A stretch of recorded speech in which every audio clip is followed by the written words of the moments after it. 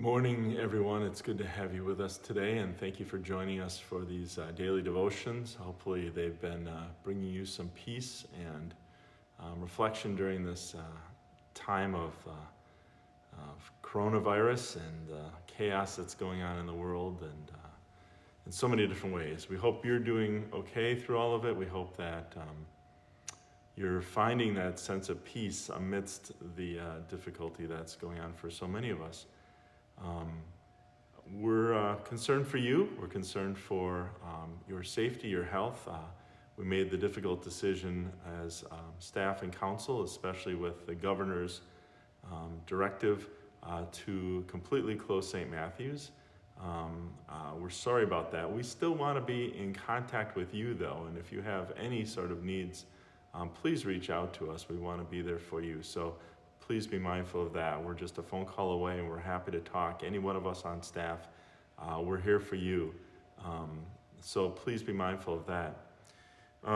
Through all of this difficulty, whether it's a health crisis for yourself or family or loved ones or neighbors, or even just the difficulty of losing job, not just the difficulty of losing job, but that's a horrible thing as well. Worried about, many of us worried about family members who are in occupations where you're kind of concerned about that, not sure what the future will hold. We're thinking about all these difficulties, and this passage came to mind for me from Paul's second letter to the Corinthians. It's from chapter 4. And so Paul writes, "We are afflicted in every way, but not crushed, perplexed, but not driven to despair, struck down, but not destroyed, always carrying in the body the death of Jesus, so that the life of Jesus may also be made visible in our bodies."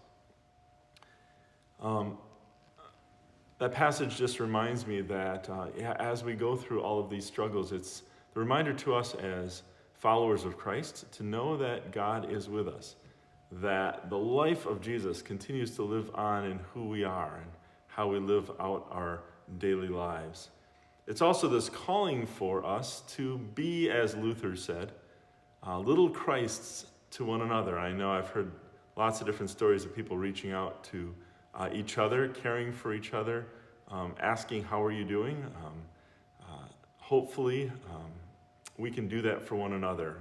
Even if we can't be here in this place, in this holy space, we can still be holy to one another. We are the church, and the church doesn't need walls. And what better time to prove this than during this time of the coronavirus. And so I hope you are reaching out to 5 people daily. Maybe they're family, maybe they're friends, hopefully other church family members here at St. Matthew's, caring for one another, so that really the ministry that we have been called to, caring for one another, letting that love of Christ shine in all that we say and do, might continue to grow brighter even through this dark time. And one of the staff members here at St. Matthew's was reflecting on this passage also. It's a famous writing by Reinhold Niebuhr, and it often gets used at AA groups just to continue to think about the calm, the peace that passes all understanding, especially during incredibly difficult times, the reminder of God with us. And so it's that Serenity Prayer that often gets used as a mantra as people go through the difficulties, as people go through the struggles. And so I want to read it for us in entirety. The first part is kind of that main mantra that people often use.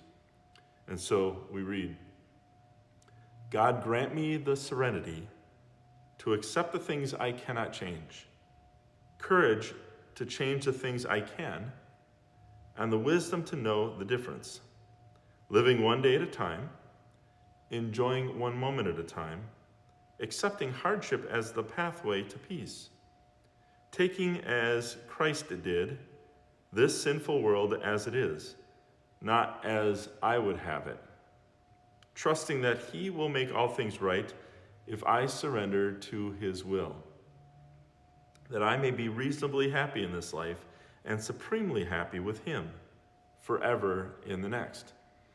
again, that first part really focuses on what it means to seek peace and serenity. God, grant me the serenity to accept the things I cannot change, courage to change the things I can, and the wisdom to know the difference. As we live out these days, as we social distance, as we keep apart from one another to keep each other safe and healthy, we ask for God to give us strength and encouragement during this time, for God to continue to give us the ability to resist being with one another, so that we can lower this curve, so that this virus hopefully will subside quickly and that more people will live. My prayer is for you, for your health, for your peace during this time, that peace that passes all understanding, and that God may feel even more close during this time for you. May we be there for one another as we care and love, and I hope with my words I can bring just a little bit of peace to you today.